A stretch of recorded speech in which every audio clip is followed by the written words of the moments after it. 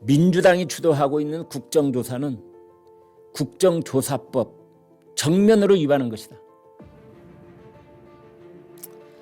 참, 민주당은 참 대단합니다. 우리가 무엇을 상상하든 그 상상 이상의 일을 진행하고 밀어붙이곤 하는데요. 지금 뭐 조작 기소를 국정조사한다는 이것은 국정감사 및 조사에 관한 법률 정면으로 위반하고 있습니다. 그 내용을 지금부터 살펴보겠습니다. 어제 이제 그 조작 기소 국정조사가 민주당 단독으로 국회 본회의를 통과를 했습니다. 국정조사 계획서입니다. 이건 법안은 아닙니다. 국정조사 계획서가 어제 국회를 통과를 했는데 많은 언론들이 조작 기소 국정조사가 아니라 공소 취소 국정조사다. 그러니까 이게 네이밍이 중요하잖아요. 결국 이거는 이재명 대통령에 대한 공소 취소가 목표점인 국정조사인 것 아니냐. 그래서 이걸 신문들이 보도를 할 때 공소 취소 국정조사 이렇게 불러야 된다. 이제 그런 겁니다. 그런데 이게 국정감사 및 조사에 관한 법률 제8조를 정면으로 위배합니다. 제8조에는 어떻게 되어 있느냐? 감사 또는 조사의 한계, 각 법률 보면은 가로 열고 닫고 그 조항의 기본 그 성격을 딱 명시를 해놓잖아요. 이게 국정조사라고 함부로 할 수 있는 게 아니라 이건 한계가 있는 거야. 그 한계를 법에다 딱 명시를 해놨습니다. 뭐라고 했느냐?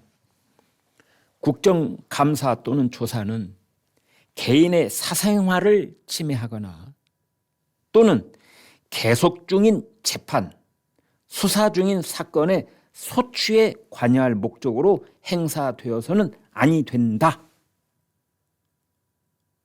이 조항은 문재인 정권 때 개정이 된 조항입니다. 그런데 지금 조작기소 국정조사 거기에 관련되어 있는 사건이 7개인데 그중에서 핵심이 뭐냐? 대장동 사건, 유래 신도시 사건, 그리고 쌍방울의 힘을 빌린 불법 대북 송금 사건. 이게 지금 이재명 대통령하고 직접적으로 다 연결이 되어 있는 사건들입니다. 국민의힘 쪽에서는 입법 권력으로 대통령의 혐의를 지우기 하고 있는 것 아니냐. 그래서 이제 그 특별위원회 구성, 그러니까 국정조사를 위한 특별위원회 구성에는 합의를 했었는데 어제 표결에는 국민의힘은 불참을 했습니다. 5월 8일까지 국정조사를 50일 동안 진행을 하고 한 번 더 연장이 가능하다고 그래요. 그래서 사실상 6월 3일 이제 선거 때까지 계속되는 거죠. 제가 어제 국회의사당 그 내부에서 뭐 결혼식이 있어가지고 결혼식에 갔다가 국회의사당 본관 건물 사진을 하나 촬영하게 됐습니다. 그 촬영 그 현관에 대문짝만하게 딱 붙여 있는 글귀를 봤는데, 이야, 저게 저런 글귀가 새겨져 있더라고요. 모든 권력은 국민으로부터 나온다. 아, 지금 이재명 정권이 국민 주권 뭐 정부다 뭐 그래서 붙인 말 같기도 하고, 모든 권력은 국민으로부터 나온다. 국민이 뭔데? 국민이 어디가 있는데? 국민이 권력을 어떻게 내보내주는데? 저 말은요, 저는 지금 여러분 보십시오. 모든 권력은 5글자, 국민으로부터 6글자, 그리고 3글자 나온다 이렇게 돼 있잖아요. 그래서 14글자인데 여기서 가장 문제는 뭐냐? 국민으로부터에서의 국민이 누구냐? 결국 국민을 대변하는 게 국회다. 지금 현재 국회를 장악하고 있는 것은 더불어민주당이다. 따라서 저는 저걸 보면서 드는 생각이, 아, 모든 권력은 민주당으로부터 나온다라는 말이구나. 저게 모든 권력은 민주당으로부터 나오는구나.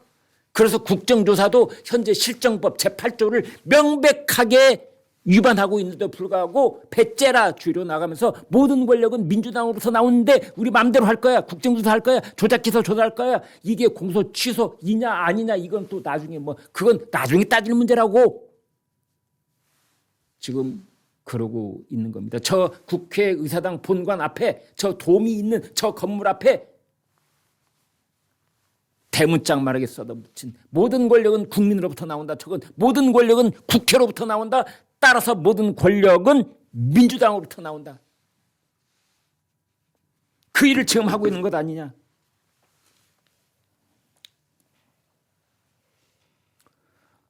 조금 깨알같이 따져보도록 하겠습니다. 이 국정조사가 유법 소지가 있느냐. 지금 아까도 말씀드렸지만 소추에 관여할 목적이 있는 경우, 재판과 소추에 관여할 목적이 있는 경우는 아니 된다. 국정조사 아니 된다. 지금 해놨잖아요. 그런데 민주당은 수사 과정에서 유법성을 검증하려고 할 뿐이야. 공소취소 아니야. 지금 그러고 있고. 국민의힘 쪽에서는 야, 재판을 받고 있는 사건을 조사한다는 것 자체가 이미 재판에 영향을 미치려고 하는 개입행위 아니야?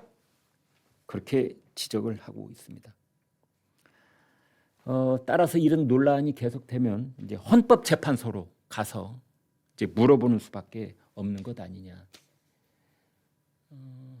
유연쟁의 심판, 유연법률 쟁의 심판 뭐 이런 거 받아볼 수가 있죠. 그런데 이건 이제 정치적으로 진행될 가능성이 훨씬 높다. 여야가 정면 충돌할 것이 시나리오 첫 번째다. 그래서 야당이 국정조사 보이콧하고 장애투쟁 벌이고 증인을 채택할 때 또 싸우고 그러한 모든 것 자체가 다 정치 이벤트화 할 것이다. 시나리오 두 번째는 권한쟁의 심판 청구가 가능하고 조사 범위를 제한하고 뭐 또는 조사가 중단되고 그럴 수도 있는데 그럴 가능성은 높지 않다. 세 번째 시나리오는 민주당이 말한 것처럼 수사 절차만 조사하고 개별 사건 판단은 제외할 가능성 거의 없습니다. 그거 하려고 일을 벌인 것이 아니기 때문이죠. 7개 사건, 개별 사건에 분명히 끼어들 겁니다. 자, 그렇다면 가장 중요한 질문이 이겁니다. 공소 취소까지 갈 수 있을까? 여러분 어떻게 보십니까? 공소 취소까지 갈 수 있을까요? 민주당은 지금 그렇게 가려고 하고 있는 것이지요. 그런데 공소 취소는 민주당이 하는 게 아니고 국회가 하는 게 아니고 청와대가 하는 게 아니고 오로지 검찰이 하는 겁니다. 그래서 검찰이 할 수 있을지 여론을 형성하고 수사의 정당성을 공격하고 검찰을 압박할 수는 있지만 그러나 마지막에 취소를 하는 것은 검찰의 고유 권한이다. 또 이제 그 불가능한 것은 재판을 없애버리는 것. 이건 역시 불가능합니다. 재판을 한번 열면 그건 끝까지 가는 겁니다. 단 공소 취소를 하면은 없어집니다.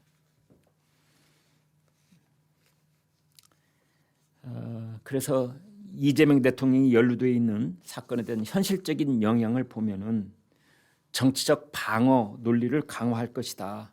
그리고 그 지금까지 조사해온 일부 증거의 신빙성에 관한 논쟁을 확대하고 그것을 변호에 이용할 가능성이 높다. 이렇게 보면 됩니다. 그래서 결론적으로 이런 겁니다. 국정조사를 하는 것은 정치적 무기, 정치적 칼을 막 휘두르게 되는 것이고 그러나 재판은 법적 절차인데 그건 이제 구별이 돼 있다.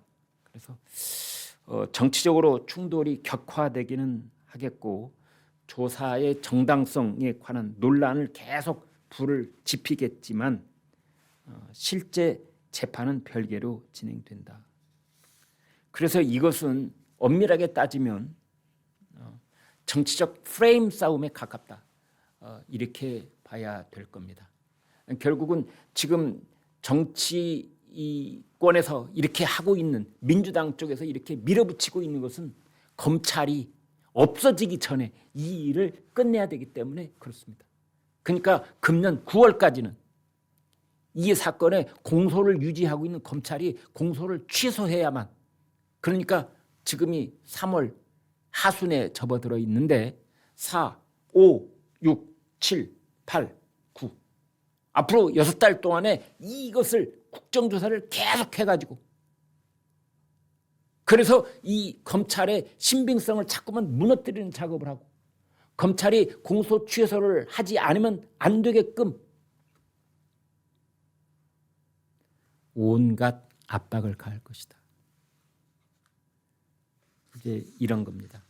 그래서 아까 제가 보여드린 것처럼 모든 권력은 국민으로부터 나온다.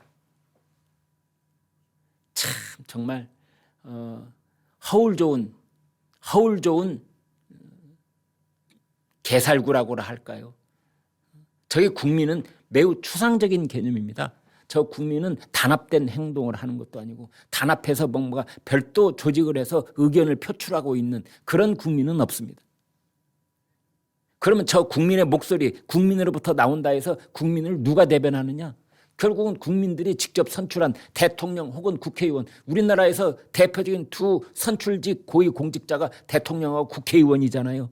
그러면은 모든 권력은 대통령 혹은 국회의원으로부터 나온다, 이런 뜻이 되잖아요. 그러면은 모든 권력은 결국은 어디로부터 나온다? 국회로부터 나온다. 다시 말해서 어디로부터 나온다? 민주당으로부터 나온다. 이런 결론이 되겠습니다.